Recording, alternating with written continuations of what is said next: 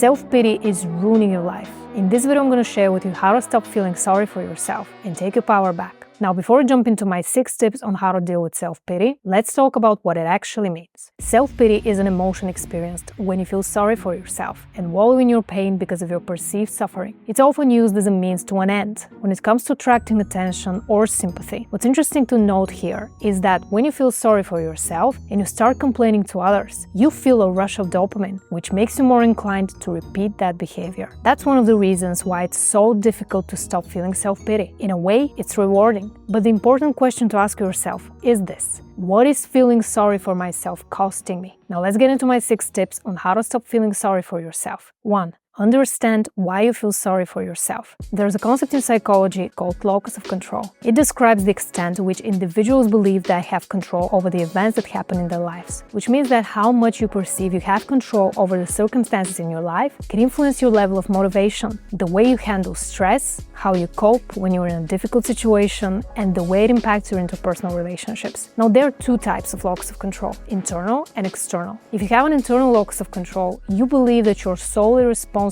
for the outcomes of your actions. You have no problem taking responsibility for your actions and feel motivated to achieve your goals. Now, when it comes to having an external locus of control, it's related to attributing your successes and failures to external factors, such as fate, luck, and the actions of others. The biggest downside of having an external locus of control is that you feel helpless, powerless, and often wallow in self-pity because you feel like you're unable to change your circumstances. As you might already suspect, feeling sorry for yourself is related to having an external locus of control when it comes to this aspect of yourself. So the way to go about it is to recognize that it's possible to move from having an external to an internal locus of control. I actually have a video that goes way more in depth on this topic, so if you're interested in learning more, click the link in the description box below to watch it after this one. My second tip on how to stop feeling sorry for yourself is to get to know your shadow self. Feeling self-pity is often used as a coping mechanism for distracting yourself from the real issues that need to get resolved. While you're wallowing in your pain, it's difficult to be objective about what's really causing you stress, which in this case is the amount of focus and energy you put into the narrative that you're a victim. One interesting way to approach this is to get to know your dark side. You often hear me talk about Carl Jung's shadow self here on this channel, since a lot of our issues could be resolved or at least managed effectively when we have more knowledge on this topic.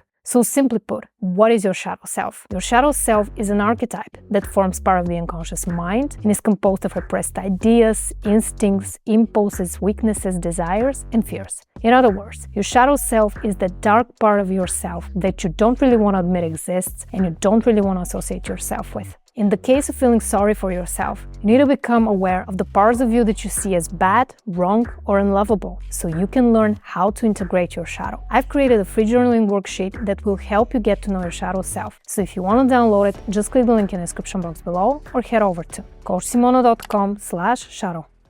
My next tip on how to stop feeling sorry for yourself is to drop the expectations. One of the reasons why you might be feeling sorry for yourself is because you feel like you're being mistreated, misunderstood, or not being recognized by others. When you do something nice for someone else, you might expect a certain reaction out of them, or if you do an amazing job at work, you might expect praise or recognition. And while all of these things are valid, this doesn't necessarily mean that the world owes you anything. One of the biggest pitfalls when it comes to feeling sorry for yourself is the fact that you feel entitled to having or experiencing better things. And the sooner you drop your expectations, the better. A good way to go about dropping your expectations is to try to put yourself in other people's shoes. What could have been the reason for someone not calling you on your birthday? What could have caused them to yell at you? Why did this person just cut you off in traffic? Sometimes it helps to gain a more objective view of the situation, especially when you have a tendency to feel sorry for yourself, which actually brings me to my next point. Don't take things personally. If you're dealing with self-pity, that's a clear sign that you're taking things way too personally. I'm gonna tell you something that your ego's not gonna like at all. You're not that important, and that's a good thing. Your ego likes to make up stories about yourself. You're the center of attention, and everyone is out there to get you, they're trying to hurt you, or planning these elaborate ways to cause you harm. So let's talk about this narrative that's frankly not true. Taking things personally means you're having a strong inner monologue, and you're believing stories about yourself and other people that have nothing to do with you. So I want to briefly mention the spotlight effect and how it affects the way you see yourself and other people. The spotlight effect is a phenomenon in which people tend to believe they're being noticed more than they really are. Meaning, when you take things personally, you feel offended or hurt by things that most likely have nothing to do with you. And in the case of feeling sorry for yourself, you're taking things personally, then feeling sorry for yourself, then ruminating about it, and the cycle keeps repeating itself. Now let's get into my next tip, which is to stop playing the victim. If you feel sorry for yourself, you might have this false narrative that the whole world is against you. A typical question that someone with a victim mentality would ask themselves is, why me? So I want you to ask yourself another question. What do I gain by playing the victim? Here are some possible explanations. You might be playing the victim because you're afraid that if you take responsibility for your emotions, that means that you have to admit that you're the only one who's actually responsible for your negative thoughts and feelings. Or you may like the attention and the sympathy you get from the other person. By complaining about how you feel or playing the victim card, you may be trying to gain attention or some form of affection. The less you ask yourself the question, why me? And realize that most things in life have nothing to do with you, and playing the victim is a defense mechanism that's holding you back, the easier it will be to stop feeling sorry for yourself. Which brings me to my next point, which is to take radical responsibility. If you're struggling with self-pity, you might have the belief that someone else is responsible for the successes and failures in your life. When you commit to taking responsibility for everything that happens in your life, the good and the bad, the things you're proud of and the things you're not, that builds integrity and shows character. This will not only result in other people appreciating and respecting you more, but you will also feel so much better about finally taking control of your life. For example, next time you do something wrong, instead of shifting blame or feeling shame because you did it, simply admit that you're wrong.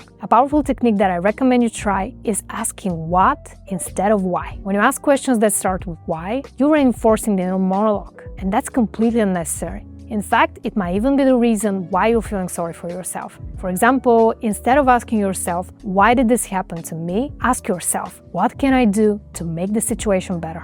You always have a choice. You can choose to change the situation that you're in, or you can choose to accept it and let go of your resistance. So choose wisely. Now, when it comes to self-pity, it often has something to do with feeling behind in life. So if you want to learn more on this topic, make sure to watch this video next. Thanks so much for watching, and I'll see you in that video.